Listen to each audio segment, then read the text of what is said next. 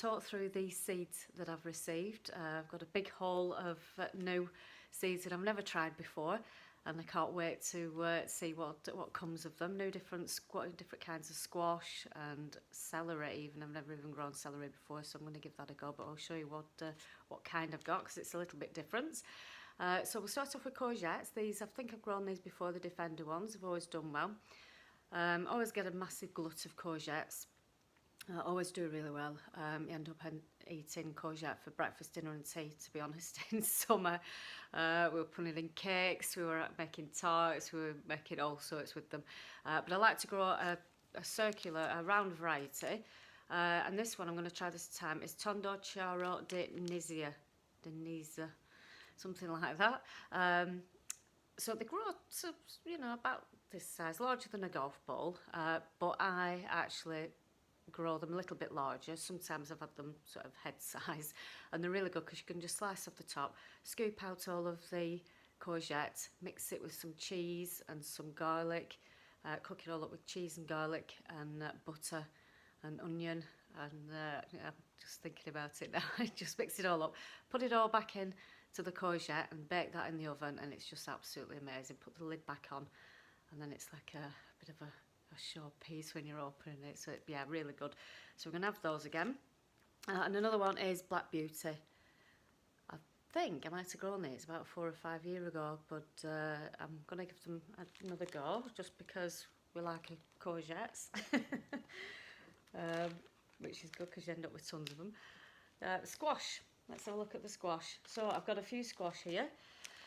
We've got the Marina di Choggia, which is a really strange looking squash. It's like a big pumpkin kind of a vegetable, and it's really warty and knobbly and strange looking. I've seen it on Instagram, and quite a few people have grown it on there, and it's something that's always stood out whenever people are taking photographs of them. So I think, right, well, I'm gonna give those a go. And the jumbo pink banana. This one is really interesting. I know a few people that have grown these. Some of them have said to me that they've not managed to grow them very big in this country. Whether it's just because of our northern climate, I'm not sure. But I'm going to give them a go. I think with the space that I've got, I might actually do these in the polytunnel and just keep my eye on the watering of them, because sometimes you forget to water in the polytunnel and they get a little bit dry. So I'm going to have a look and make sure I keep on top of those, along with some melons. So I'm going to try again watermelon, and this one is Sugar Baby. I've grown this before. I've got it to about sort of cricket ball size. All the sporting accessories are coming out here right now, so got it to cricket ball size, and then something happened to the vine and it snapped and rotted, and I don't know what it was because it wasn't hanging, it was actually on the floor, so something happened to it. But it was still tasty. I mean, it was tiny, obviously, but no. But I'm going to give it another go. These are new seeds. The other seeds were sort of 3 years old anyway. But keep it in the polytunnel, nice and hot, well watered, and we'll see how they do. I've gone all out really with the melons. I'm determined to get something. So I've got the melon honeydew orange flesh temptation, which sounds good, doesn't it? So let's see what comes of those. It's supposed to be all right for our climate. I'll give you a little bit more information about them as well. Lovely little seeds there, so we'll try those out. Oh, another squash that I've just missed because I've got tons hanging about down here. Another squash is Strawberry Crown. It's a little bit like the Crown Prince. So it's grey in appearance and then a tiny little bit of pink blush on top. It's supposed to be really good flavour. Again, I'll give you a little bit more information about these. But yeah, 15 seeds in there, and they're a good sowing, so by October 2021. So I can have a good couple of years to try and see if I can get anything out of these. Sweetcorn. Grow 2 varieties normally of sweetcorn. The Early Bird is one of them that is supposed to be 10 times sweeter than the normal sweetcorn, and they've done well. Last year a little bit off, I think, with everything. I think with the rain and the weather that we'd had, everything were a little bit sort of behind with growing. But the year before was fantastic with them, and we just went out and we just picked them straight off off the plant and just ate them there and then. I don't think, maybe one, maybe two actually ended up in the house and we cooked them. But they're absolutely brilliant. Never really eaten the sweet corn raw straight from the plant before, but you should give it a go because it's so tasty and they're so sweet and they're just brilliant. But this one is a bit different for me. I'm going to grow a heirloom red popping corn strawberry popcorn.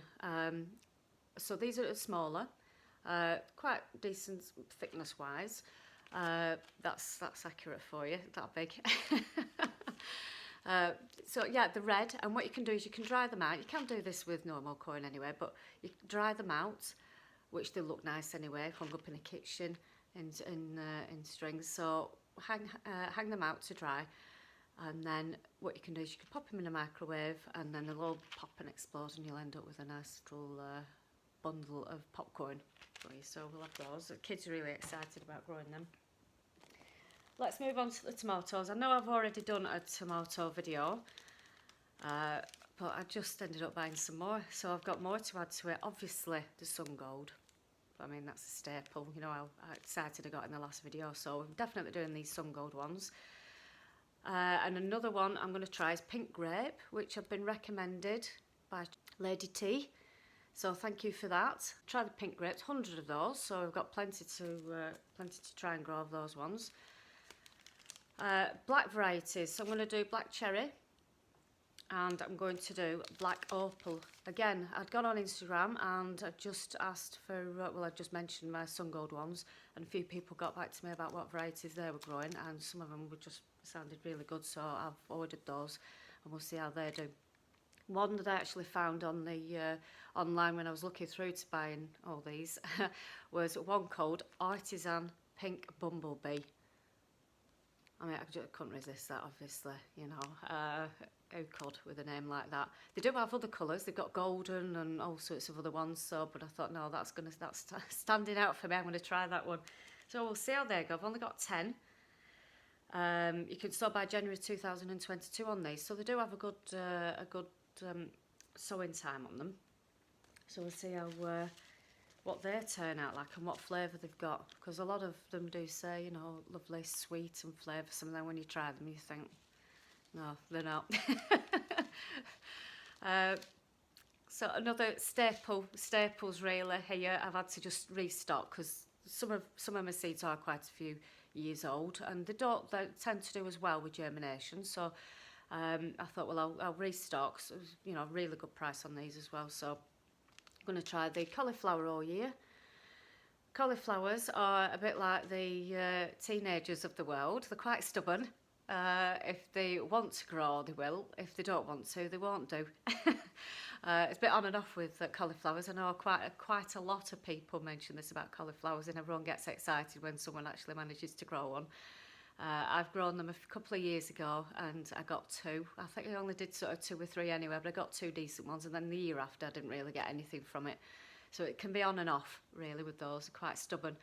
But we're going to try it again and see how they go. One thing with cauliflowers actually is that you want to keep the colour of the curd a nice bright white sort of creamy colour. So what you do is when it's actually growing is you just fold over the leaves over the curd, and you can tie them with an elastic band or some string or something like that, and that just keeps the light away from the curd, just stops it from discolouring. So that's a good tip that I found out when I was growing mine. I grow mine under, I start them off in the polytunnel and then I plant them out when they're ready. Sort of May time, I think. I'll have to double check that, but yeah, about May time. Plant them out. Sometimes if you've got trouble with birds coming down and eating your seedlings, like some people do, I tend to cover them up. So you can I've never really had a trouble with birds coming down because they're feasting on the plum tree right next to it and everything else that they can find before they actually get there. So, but I put a cloche over mine until they get too big, and then I take them off. Hopefully, obviously, with the putting over of the leaves, it can. Well, I'm sure it stops some of the pests from getting in because they're trying to gnaw their way through the leaves, so they might not actually get through to it. But yeah, you've got to keep your eye out for that because the slugs have a field day on them, to be honest. So yeah, we'll try those. And again, we've got to have broccoli, Calabrese early. So we'll try the broccoli. I'm doing the green broccoli and purple sprouting broccoli. I always do a purple broccoli because it always stands out. And I were in a shop yesterday with my boys, and they were looking through, oh mum, look at all the seeds over there. So they're trying to tempt me, and I'm trying to walk past, and mum, look at these seeds, what do you want? Let me get you something, because he would, after spending his birthday money, I want to treat you, I want to get you something. I'm like, no, I've no enough. But he says, have you got purple broccoli? Yeah, definitely got purple broccoli. So we need to have the purple broccoli in, because they enjoy that as well, which is good, to try and get them interested in the vegetables, obviously. So yeah, so we're going to give those all a go. Right, oh, I've got some more. I thought I'd finished them, but no. Cucumbers. I do the crystal lemon. I think I mentioned those before. And they're just fantastic. Little round yellow cucumbers. Really adds interest to a salad.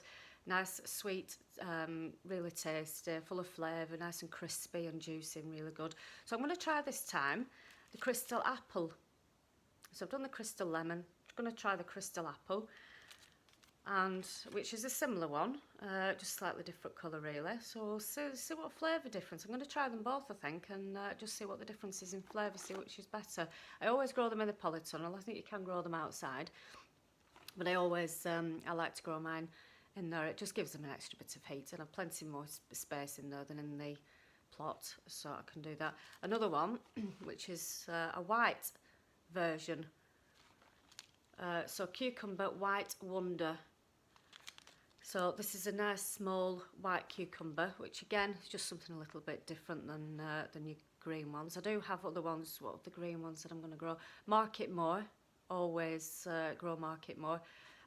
Bit tough on the skin, so if you like something a bit softer, then maybe have a look at something else. But they're quite tough on the skin, really prickly as well.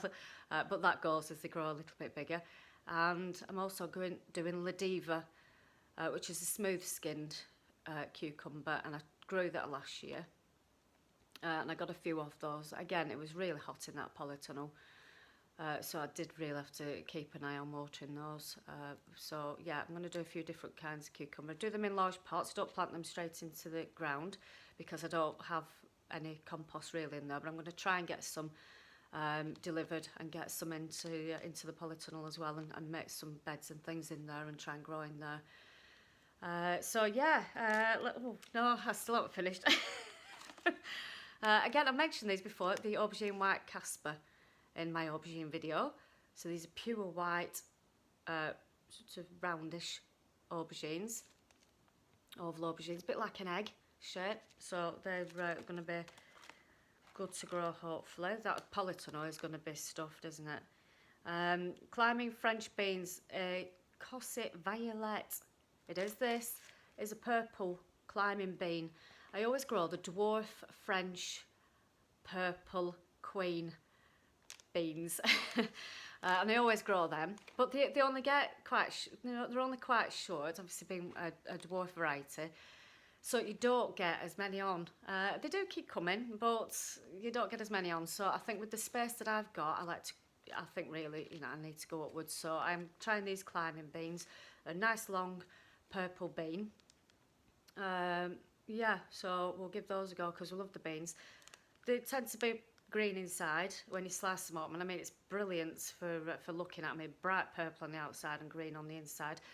When you cook them, they do turn green. When I've tried steaming them, some of them actually have kept the colour if you just lightly steam them. So if you did want to keep the the bright sort of purple colour, then you could do a steam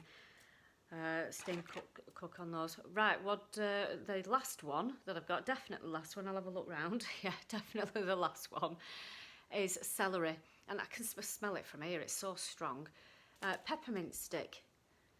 So these are a little bit different in that they are pink. The stem is pink as they go up, obviously green on top, but they start in a nice nice pink shade of pink in there. I mean, the seeds are absolutely tiny. I don't know if you can sort of see them in there, but it just absolutely fascinates me how the seeds they're just so tiny, and they end up these massive things, especially things like courgettes and things like that, where they just got, I mean, they just grow in front of your eyes really when they're starting off. But yeah, just something so tiny that can just get so big, and then you can obviously eat them and enjoy them at the end of it. So yeah, they're really strong actually. These. So I'm trying to think of different recipes to try these. This celery in.